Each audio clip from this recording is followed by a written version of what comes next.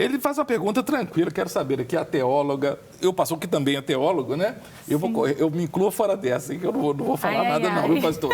Quero saber se os crentes vão ser arrebatados antes ou depois da tribulação. É o pastor da Igreja Unidos em Cristo, lá em Juína. Agora quero saber de vocês, eu me incluo fora dessa. Eu até vou dizer minha posição, tá, pastor Emerson? Mas eu não ouso ter discordâncias veementes dos meus irmãos, não. A escatologia, né? O tema arrebatamento, ele, no meu modo de ver, ele é um tema supervalorizado. Em primeiro lugar, sem falar quando é que deve acontecer ou não. Ele é supervalorizado porque o arrebatamento ele nunca foi o tema central da disciplina escatológica. Uhum. O tema central que a Bíblia está, em toda a Bíblia, é a volta de Jesus. Inclusive o arrebatamento, então ele é uma fase da própria volta de Jesus. Com o advento, sobretudo pentecostal, popularizou-se a ideia de que o arrebatamento aconteceria numa época anterior à tribulação ou à grande tribulação, de modo a preservar os cristãos de um grande sofrimento que abateria o mundo, o planeta, no final dos tempos. Mas eu vejo que essa não é uma visão coerente, a melhor, porque a igreja, durante todos os 2000 anos de história dela, os cristãos passaram por tribulações sempre. E houve momentos que nós, hoje, que vivemos no século XXI, não temos ideia do que eles passaram. Uhum. E a gente pode ainda reportar isso aos judeus também, que passaram por quase que um fim da existência do povo por algumas vezes. Coisas, né? Holocausto. Exatamente. Então, eu não vejo como coerente, numa olhada bíblica, o não passar pela tribulação. Uhum. Então, para mim, não é uma das visões mais coerentes. E por que Deus, então, ele pouparia uma geração que, segundo o próprio Apocalipse, a própria Bíblia, seria apóstata, a maior parte seria apóstata no final dos tempos. A Bíblia diz isso. A Bíblia ela não fala de um grande avivamento no final dos tempos, mas ela fala de uma grande apostasia. Por isso que nos evangelhos o próprio Jesus disse que ele viria como um ladrão. O que é isso, uma visita de um ladrão? É inesperada. Inesperada. Então, eu não consigo de modo algum acreditar nessa posição. Mas o senhor crê que vai ter tribulação? Acredito que a Bíblia diz isso. Mas são 7 anos mesmo? Não, isso aí, assim, a gente não pode se apegar demais a esses períodos. São profecias, né? A gente sabe que a Bíblia é um livro que também tem doutrina e tem muita profecia. E as profecias antigas, elas se cumpriram. Então, isso mostra que as profecias mais recentes do Novo Testamento, elas também haverão de se cumprir. Então, eu não me apego tanto a essa interpretação dos dias, ainda que possam ser muito fiéis, né? Mas o mais importante é isso, que haverá, sem dúvida, uma grande tribulação, porque assim o Senhor Jesus Cristo, ele diz que haverá. E então, depois disso, haveria a manifestação de Jesus Cristo. Então, o senhor quer que a igreja passe pela tribulação e arrebatada após a tribulação? Inclusive, o Apocalipse diz que a besta, há muitas interpretações sobre a besta, mas ela ia perseguir os santos e matar os santos. Então, os santos tinham que estar aqui. Tem que estar aqui. Renata, se quiser.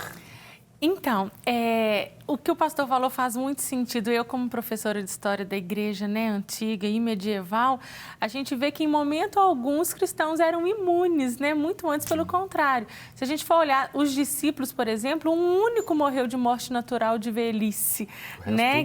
O resto todos com mortes trágicas, né? A gente tem Marcos arrastado pelas ruas e sendo meio que despedaçado. Então, assim, são coisas que parecem até terror, né?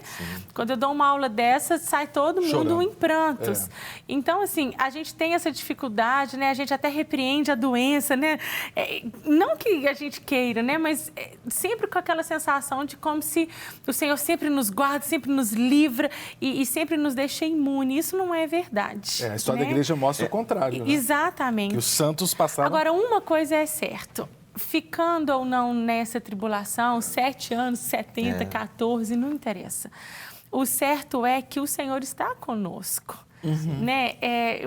Tem uma expressão que diz que é melhor ficar com Jesus no deserto do que sem ele no paraíso, né? Então, assim, por mais que a gente passe momentos delicados, desafiadores, Jesus não vai nos abandonar. Né? Não há nada que não esteja debaixo da jurisdição de Deus. Então, o Senhor, Ele reina. Sim. E o cristão não precisa viver com medo disso. Ai, nossa, está chegando então a grande tribulação, eu vou viver. Ai, meu Deus, o que vai ser de mim? Calma, Jesus vai continuar conosco. Vai continuar aqui nos guardando, nos livrando e nos ajudando. Aí, eu estou lembrando daqueles trocadilhos. Tem uns trocadilhos de tiozão, sabe? Tiozão do churrasco. Aqueles trocadilhos. Tem um que é famoso, né? Como é que é? Quando Jesus voltar, você vai ficar contente? Você conhece essa história? Brincadeira, né? Sim. Você conhece? Sim. Você vai ficar contente? Aí a pessoa fala, não, eu não vou ficar. Quem vai ficar não vai ficar contente, não. Quem vai ficar contente vai quem for subir com Jesus. Quem ficar vai sofrer. É um trocadilho, uma piadinha tribulacionista, né? Pensando nesse arrebatamento da igreja. Eu cresci na igreja vendo aqueles vídeos na Unijune, né? Sim.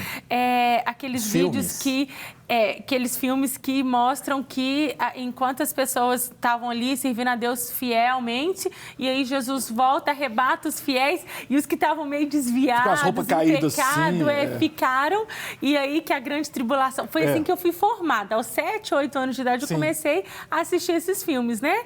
E aí as pessoas...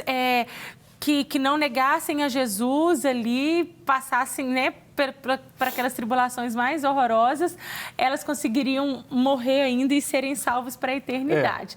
Então, existe uma geração que pensa assim, porque nós fomos educados a partir disso. O pré-tribulacionismo foi muito forte no século XX.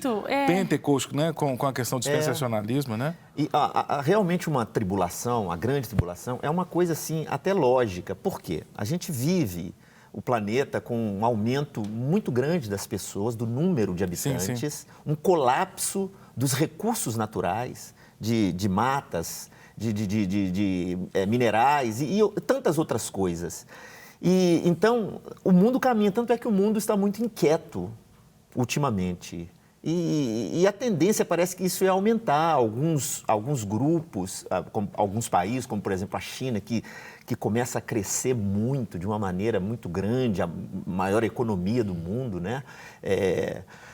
Então, isso tudo acaba por promover. Mas hoje, esse pensamento de um arrebatamento antes da tribulação, ele faz parte da nossa sociedade, que ela é mais materialista, e que se acha mais importante. Às vezes, hoje, parece que a vida humana, para as pessoas, ela tem um maior valor.